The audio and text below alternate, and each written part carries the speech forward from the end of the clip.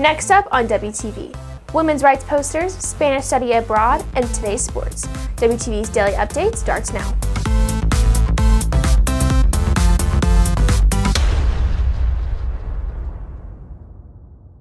Hey there, Hawk Nation. Today is Wednesday, April 19th, and I'm Karina Grokhovskaya with today's Daily Update, brought to you by Wingspan TV.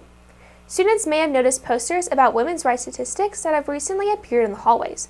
WTV's Haley Johnson has the details. The humanities classes finished working on an in-class activity where they researched facts regarding the inequalities women face. They organized their findings into digital posters for the project. Their posters were then printed out into physical copies that could be hung all around the school. Freshman JC Abi explains the purpose of these posters. It started while we were going over some of our Women's History Month slideshows during Women's History Month. And we were just going over the slideshows, and then we saw some facts on a website, and so we were going to make posters about them. The purpose of these posters are to just help other people understand women's roles in the economy and how women typically are stereotyped. Reporting for WTV, I'm Haley Johnson. Before the civil rights movement, historically, black colleges and universities offer black Americans one of their only routes to a college degree.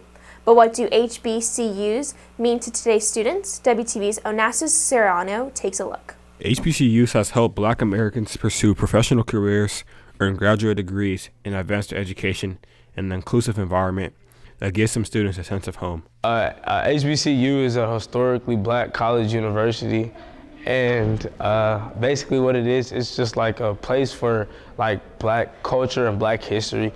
It kind of gives it black background where home is for, African Americans. The rise of HBCUs gifted black people access to education, which was denied to them during slavery and segregation. HBCU colleges are historically black college universities. I think HBCUs are really nice because it shows you a lot more about the black culture than what we get in high school and stuff.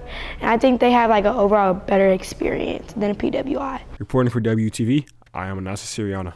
Norma Farraco's Spanish class is bringing their year to an end with their latest and longest topic, studying abroad.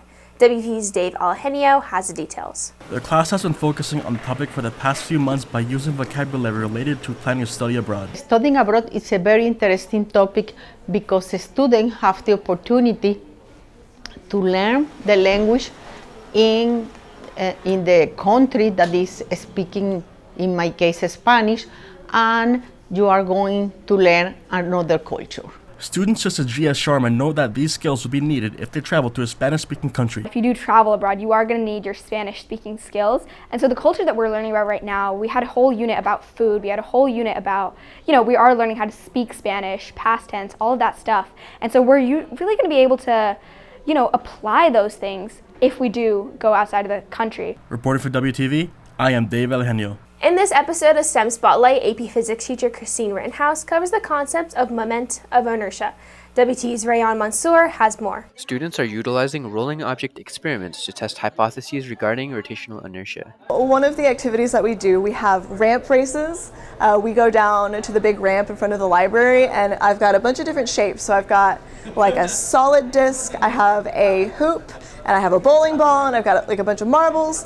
We start them at the top of the ramp, and then we let them go, and we take a look and we see which one wins. The ones that are harder to get rolling, the ones with bigger moments of inertia, will end up losing, right? Whereas the ones with smaller moments of inertia will end up winning. Moment of inertia can be applied to a vast variety of real-world situations, specifically mechanisms within car batteries. A lot of times, rotational kinetic energy can be stored in a flywheel, so this is kind of with regenerative braking. Your tires are spinning, and we can kind of harness that rotational energy thanks to its moment of inertia. We can convert that rotational kinetic energy back into electricity, and that's how your alternator keeps your car battery charged. Reporting for WTV, this is Rayan Mansour. On today's sports, WTV's Luke Martin brings you Red Hawk Athletics. Girls golf competed in day 2 of the regional tournament yesterday. The team would compete to the very end, as they would tie for 3rd place, but would lose a one-hole team playoff to Lovejoy, concluding the Red Hawks season. Baseball competed yesterday in a district matchup versus Memorial. The team would be unable to best the Warriors, losing the matchup 4-1. The team will look to bounce back as they will get another opportunity versus Memorial on Friday, with first pitch at 7:30 at the Nest. Softball also competed yesterday in the team's senior night game against Lebanon Trail. The game would be all Trailblazers, with the Redhawks losing the matchup 13-1. This ends the team's district season, finishing as the 4th place team heading into the playoffs, with their first matchup to be determined. Reporting for WTV, I'm Luke Martin. If you're looking for more from Wingspan, you can follow us at Liberty Wingspan on Twitter, Instagram, Facebook, and TikTok, or visit our award-winning website, libertywingspan.com. And now for today's announcements. Aid for Need is hosting an animal shelter drive for the Dallas Animal Shelter. The drive is mainly for dog supplies, but any other items would also be accepted. Small items such as leashes are worth 2 hours. Medium items like bags of dog food or bowls are worth 3 hours. Large items like cages are worth 5 hours. You can turn them in at Miss Franco's room in C215 by April 21st. From now till April 27th, there's an art show in room H102 in the Art Hall featuring works from Al Zhang, Giselle Moss, Grayson Myers, Adeline Mosa, Shruti Shah, Ananya Ramesh, and Ananya Nambiar. Here's your daily SEA Earth Month fact about sustainability. 1 ton of 100% recycled paper saves the equivalent of 4,100 kilowatts of energy, 7,000 gallons of water, 60 pounds of air emissions, and 3 cubic yards of landfill space. Join the Students for Environmental Action Remind using code ADLIBSEA22. That's it for today's daily update. This is Karina for Wingspan TV.